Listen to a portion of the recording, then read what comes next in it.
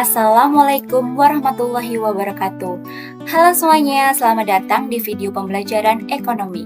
Pada materi kali ini, kita akan membahas salah satu topik yang sangat dekat dengan kehidupan kita sehari-hari, yaitu alat pembayaran non-tunai. Dalam materi alat pembayaran non-tunai, kita akan mempelajari pengertian, jenis-jenis alat pembayaran non-tunai, kelebihan dan kekurangan alat pembayaran non-tunai, serta manfaat bagi masyarakat maupun pemerintah. Mari kita mulai dengan memahami pengertian dasarnya. Alat pembayaran non-tunai merupakan pembayaran yang dilakukan tanpa menggunakan uang yang beredar saat ini, seperti uang kertas atau uang logam, melainkan menggunakan cek, bilet giro, kartu kredit, kartu debit, e-wallet, dan lain sebagainya. Penggunaan metode non-tunai ini atau alat pembayaran non-tunai ini semakin berkembang karena lebih praktis, lebih cepat, dan dianggap lebih aman karena tidak membawa uang dalam jumlah yang besar.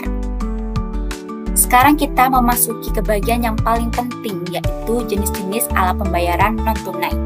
Ada banyak sekali instrumen yang bisa kita gunakan dan masing-masing memiliki fungsi dan mekanismenya sendiri. Kartu debit adalah kartu yang diterbitkan oleh bank untuk menarik dana langsung dari rekening nasabah saat transaksi dilakukan. Jadi, ketika kita belanja menggunakan kartu debit, uang akan otomatis terpotong dari rekening kita saat itu juga. Keunggulan kartu debit adalah tidak menimbulkan hutang, karena kita hanya bisa membelanjakan suatu barang dengan uang yang ada di rekening kita. Beda dengan kartu debit, kartu kredit adalah kartu yang diterbitkan oleh bank atau lembaga keuangan yang memungkinkan pemegangnya membeli barang atau jasa atau menarik uang secara tunai dengan meminjam uang dari penerbit kartu. Jadi, kartu kredit memungkinkan kita melakukan pembelian terlebih dahulu dan membayarnya kemudian. Dengan kata lain, bank memberikan pinjaman dalam bentuk limit kredit yang bisa digunakan untuk transaksi.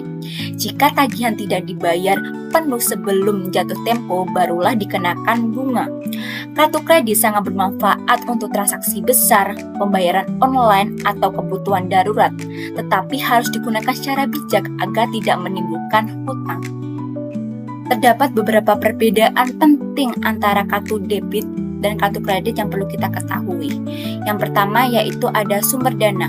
Kartu debit menggunakan saldo kita sendiri, sedangkan kartu kredit menggunakan dana pinjaman dari bank. Yang kedua, mekanisme transaksi. Kartu debit memotong saldo secara langsung dari rekening kita, sedangkan kartu kredit mencatat transaksi sebagai hutang yang harus dibayar kemudian. Yang ketiga, limit transaksi. Kartu debit dibatasi oleh jumlah uang yang ada di rekening, sedangkan kartu kredit dibatasi oleh limit kredit yang ditentukan oleh bank. Yang keempat, bunga. Kartu debit tidak ada bunga, melainkan adanya biaya administrasi bulanan. Sedangkan kartu kredit terdapat bunga atas saldo terutang, kecuali dilunasi dalam periode bebas bunga atau sebelum jatuh tempo. Yang kelima atau yang terakhir yaitu riwayat kredit.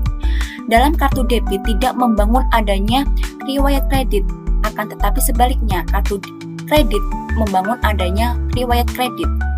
Berikut adalah penjelasan mengenai perbedaan antara kartu debit dan kartu kredit yang perlu kita pahami dan kita perlu ketahui. Selain memakai kartu, ada juga alat pembayaran non-tunai berbentuk surat berharga. Salah satunya adalah cek. Cek adalah surat perintah tanpa syarat dari nasabah kepada bank untuk membayarkan sejumlah uang kepada pihak yang disebutkan di dalamnya atau kepada pemegang cek tersebut.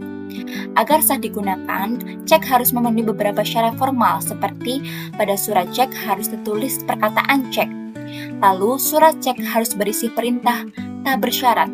Lalu ada nama bank yang harus membayar sejumlah uang tersebut. Lalu adanya penyebutan tanggal dan tempat cek dikeluarkan. Dan yang terakhir terdapat tanda tangan penarik. Terdapat berbagai jenis cek yang perlu kita pahami dan perlu kita pelajari. Yang pertama yaitu ada cek atas nama. Cek yang mencantumkan nama penerima dana atau cek yang hanya bisa dicairkan oleh orang yang namanya tertera. Bank tertarik akan melakukan pembayaran hanya kepada nama yang tertera pada cek tersebut. Yang kedua, cek atas unjuk.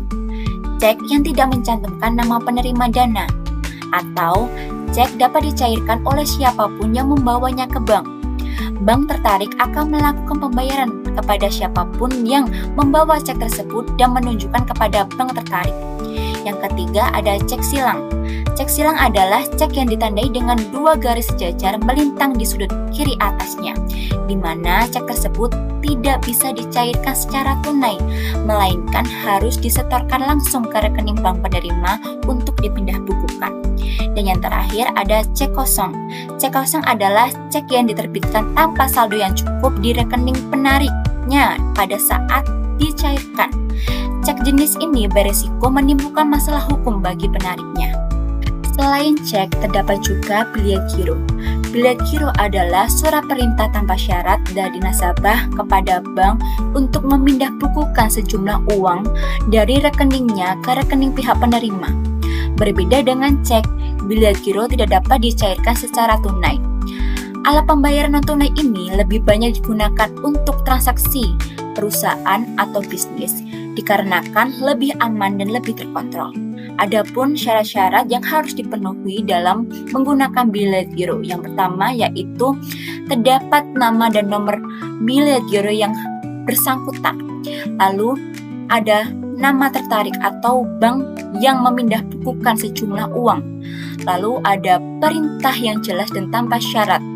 Lalu ada nama dan nomor rekening pemegang, lalu ada nama bank penerima, lalu ada jumlah dana yang dipindahkan baik dalam angka maupun huruf, lalu ada tempat dan tanggal penarikan, dan yang terakhir tanda tangan, nama jelas, dan cap atau stempel.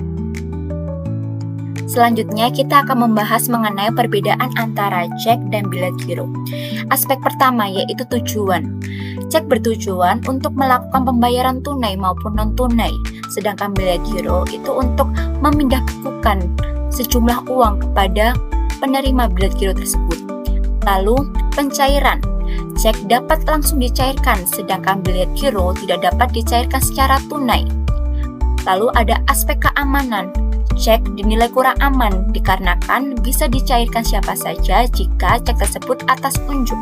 Sedangkan biliet giro dinilai lebih aman karena tidak bisa diuangkan langsung. Lalu waktu efektif.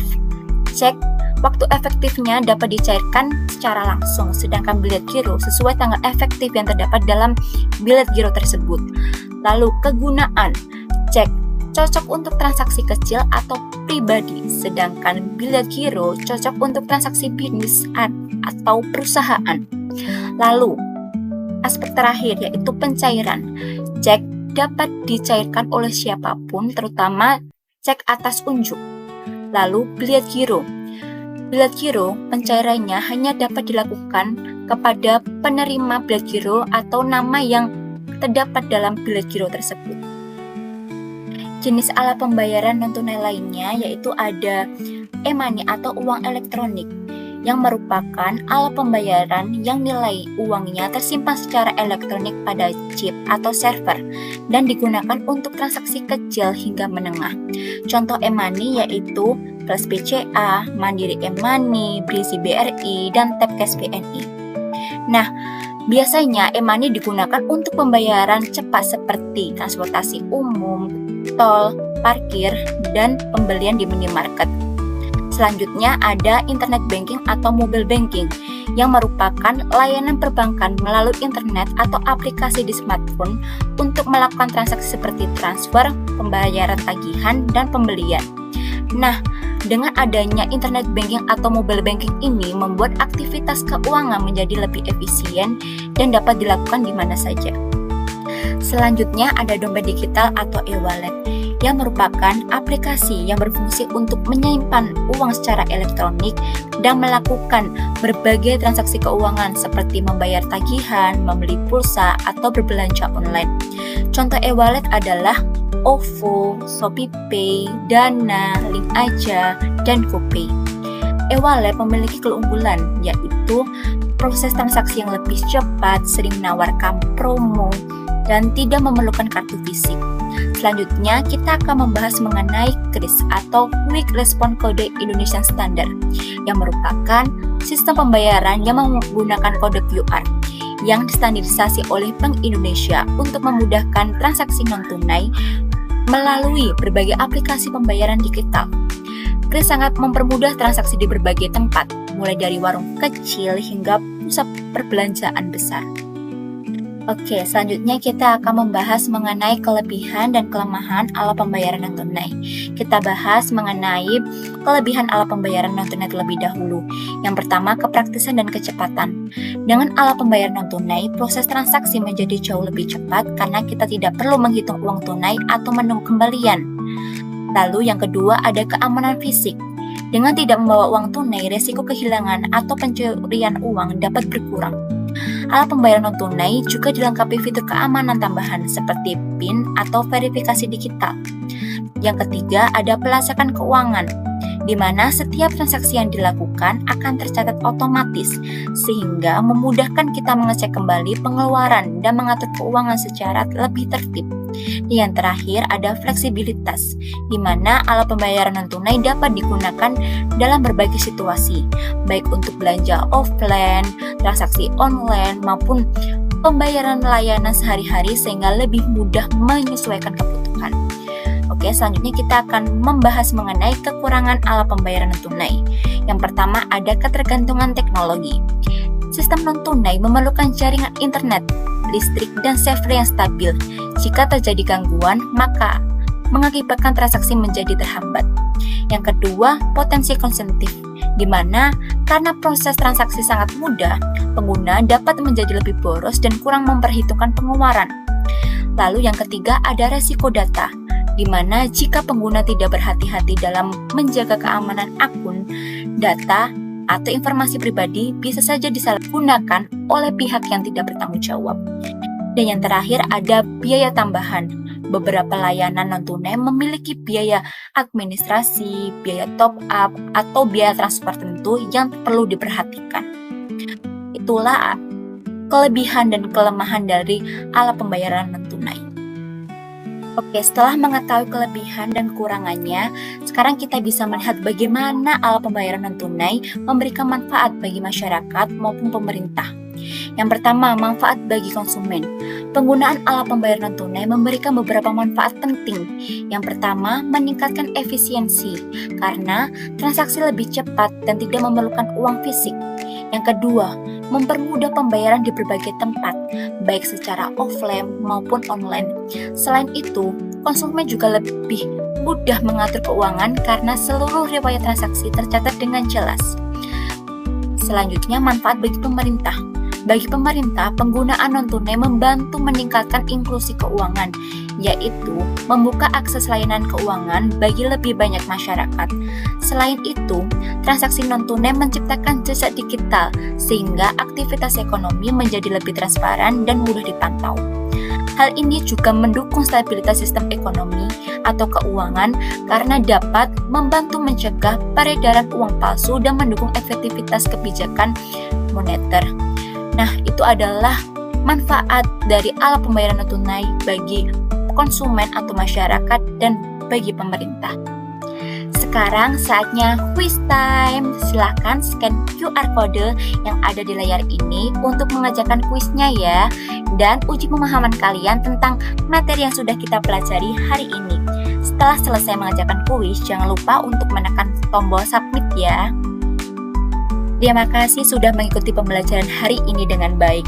Semoga materi tentang alat pembayaran non-tunai bisa menambah wawasan kalian dan bermanfaat dalam kehidupan sehari-hari. Sampai jumpa pada materi pembelajaran berikutnya.